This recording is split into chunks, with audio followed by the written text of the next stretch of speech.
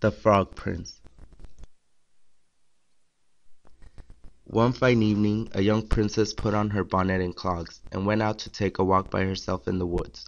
When she came to a cool spring of water with the rose in the middle of it, she sat herself down to rest for a while. She had a golden ball in her hand, which was her favorite toy. She was always tossing it up into the air, and catching it again as it fell.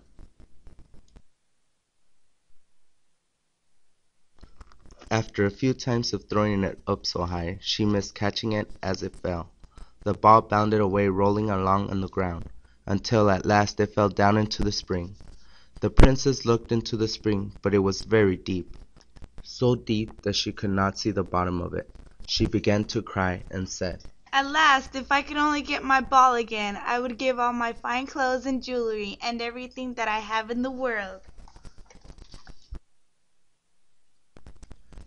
While she was speaking, a frog put its head out of the water and said, "Princess, why do you weep so bitterly?" "At last," said she. "what can you do for me, you nasty frog? My golden balls have fallen into the spring."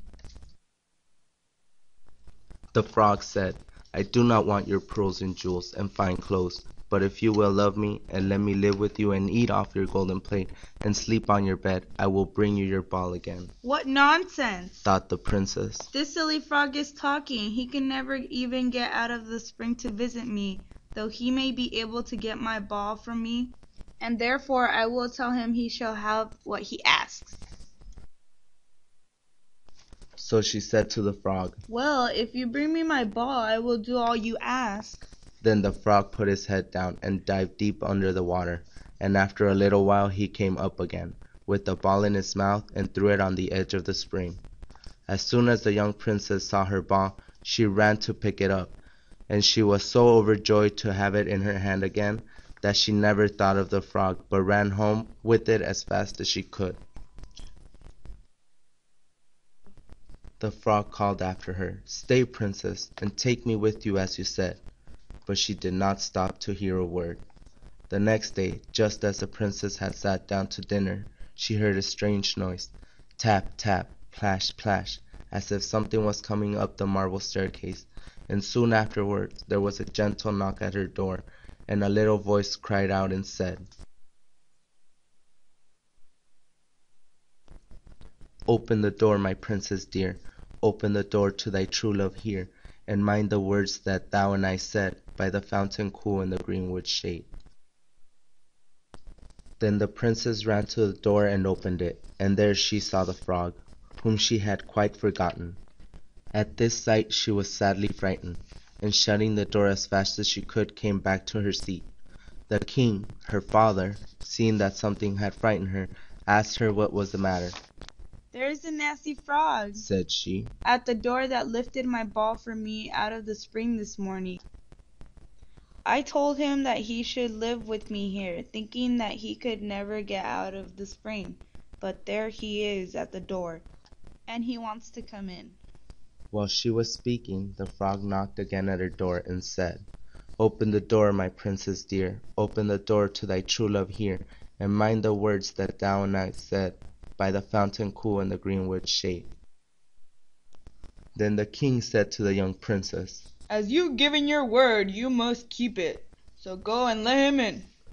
She did so, and the frog hopped into the room and then straightened up, tap, tap, plash, plash, from the bottom of the room to the top, till he came up close to the table where the princess sat. "Pray lift me upon chair," said he to the princess, "and let me sit next to you."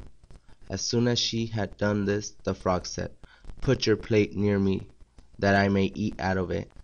This she did, and when he had eaten as much as he could, he said, "Now I am tired. Carry me upstairs and put me into your bed."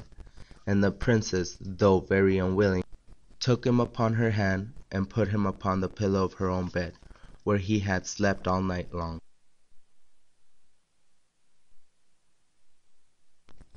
As soon as it was light, the frog jumped up, hopped downstairs, and went out of the house. "Now then," thought the princess, "at last he is gone, and I shall be troubled with him no more."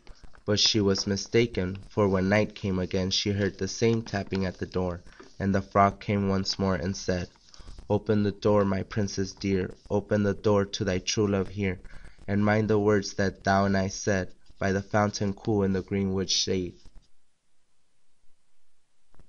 And when the princess opened the door, the frog came in, and slept upon her pillow as before, till the morning broke. And the third night he did the same. But when the princess awoke on the following morning, she was astonished to see, instead of the frog, a handsome prince, gazing on her with the most beautiful eyes she had ever seen, and standing at the head of her bed.